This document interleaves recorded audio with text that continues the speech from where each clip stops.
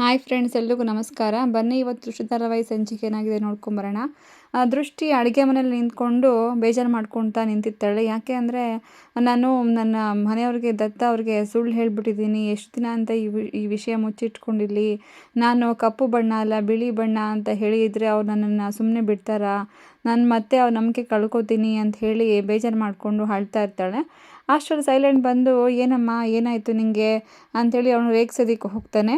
ಅಳೋದು ನೋಡಿಬಿಟ್ಟು, ಏನಕ್ಕೆ ಹಿಂಗೆ ಅಳ್ತಾ ಇದೆಯಾ ನೀನು, ಹಿಂಗೆಲ್ಲ ಆದರೆ ಇದಕ್ಕೆ ತಾನೇ ನಿನಗೆ ಯಾವಾಗಲೂ ದತ್ತ ಬಾಯಿ ನಿನ್ನ ರೇಗಿಸ್ತಾ ಇರ್ತಾರೆ ಅಂತ ಹೇಳ್ಬಿಟ್ಟು ಹೊರಟ್ಬಿಡ್ತಾನೆ ಅವನು ಆ ಕಡೆ.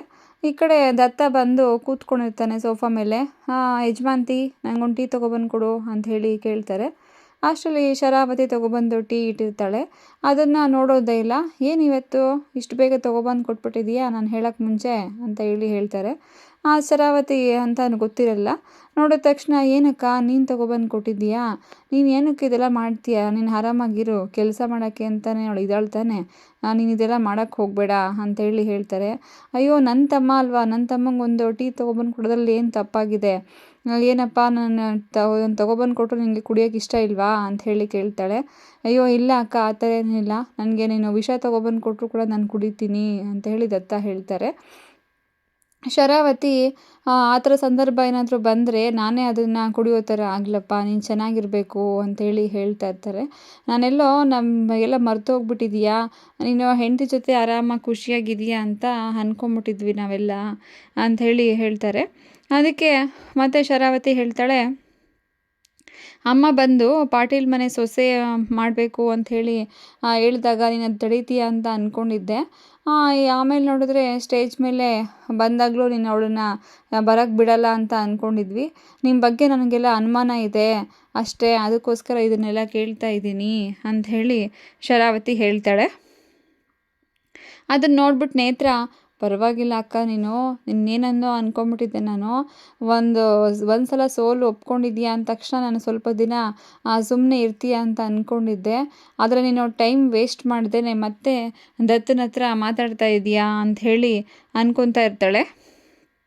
ಈ ಕಡೆ ಚೆನ್ನಮ್ಮ ಕೂತ್ಕೊಂಡು ಗಲಾಟೆ ಮಾಡ್ತಾ ಇರ್ತಾಳೆ. ನೋಡು, ನನಗೆ ಅಕ್ಕಪಕ್ಕದವರೆಲ್ಲ ನಮ್ಮ ಬಗ್ಗೆ ಯಾವ ಥರ ಮಾತಾಡ್ತಾ ಇದ್ದಾರೆ, ನಾವೇನೋ ಬೇಕು ಅಂತ ಪಾಟೀಲ್ ಮನೆ ಸೊಸೆ ಮಾಡಿದ್ವಾ ನಮ್ಮ ಮಗಳನ್ನ, ಇವರೆಲ್ಲ ನಮ್ಮ ಬಗ್ಗೆ ಯಾಕೆ ಮಾತಾಡಬೇಕು ಅಂತ ಹೇಳ್ತಾ ಇರ್ತಾರೆ.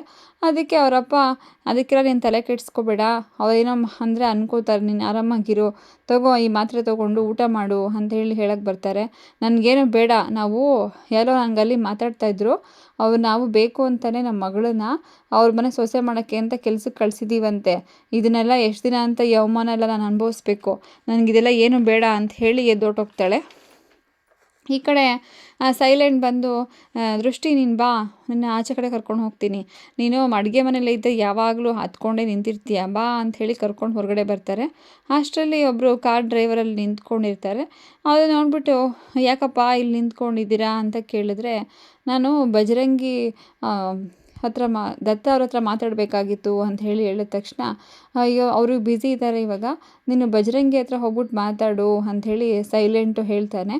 ಆಮೇಲೆ ಅದಕ್ಕೆ ದೃಷ್ಟಿ, ಒಂದು ನಿಮಿಷ ಇರಿ ಅಣ್ಣ ಅಂತ ಹೇಳ್ಬಿಟ್ಟು ಕೇಳ್ತಾರೆ. ಏನಾಯಿತು ಹೇಳಿ, ಯಾಕೆ ಅಂತ ಕೇಳಿದ ತಕ್ಷಣ, ನೋಡಿ ನಮ್ಮ ಅಕ್ಕಂಗೆ ತುಂಬ ಹುಷಾರಿಲ್ಲ, ನಾನು ಅರ್ಜೆಂಟು ಊರಿಗೆ ಹೋಗಬೇಕಾಗಿದೆ, ನಾನು ರಜಾ ಹಾಕದೇನೆ ಅವ್ರಿಗೆ ಕೇಳಿದೆ ಹೊರಟೋದ್ರೆ ಅವ್ರು ನಮ್ಮ ಮೇಲೆ ತುಂಬ ಕೋಪ ಮಾಡ್ಕೊಂಬಿಡ್ತಾರೆ.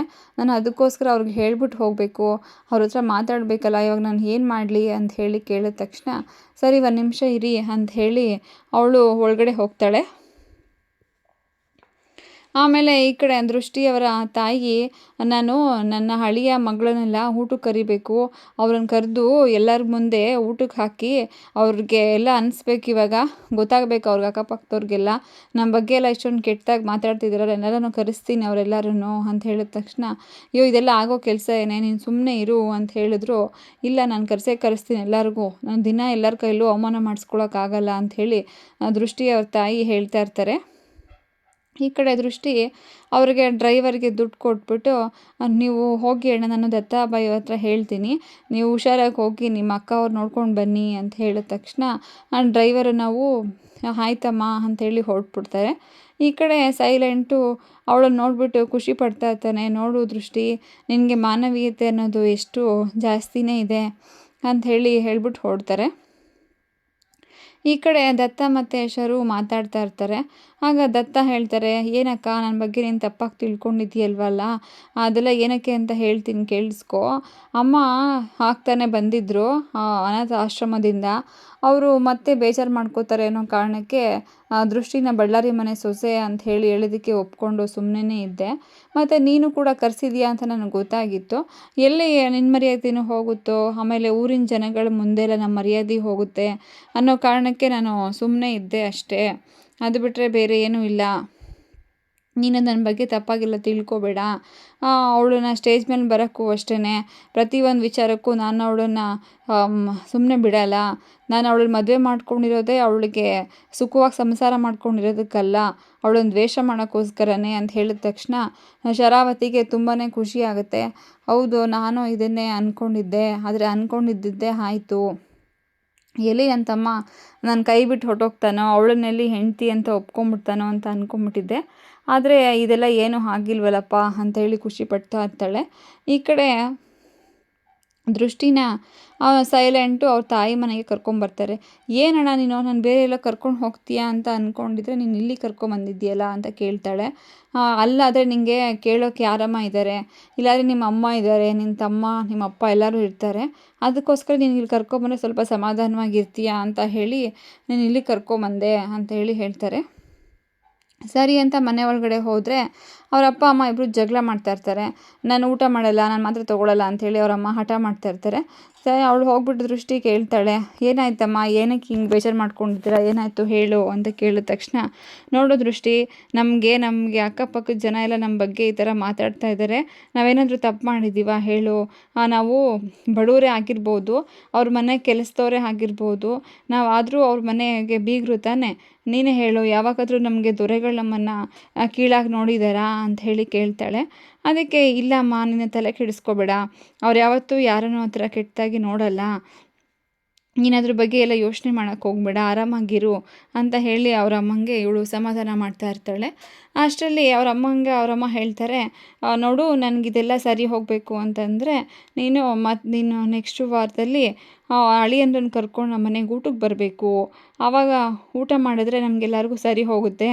ನೀನು ನಮ್ಮ ಮನೆಗೆ ಬಂದರೆ ಎಲ್ಲರಿಗೂ ನೋಡಿ ಸುಮ್ಮನಾಗ್ತಾರೆ, ಆವಾಗ ಯಾರೂ ಈ ಥರ ಮಾತಾಡೋಕ್ಕೆ ಹೋಗಲ್ಲಮ್ಮ.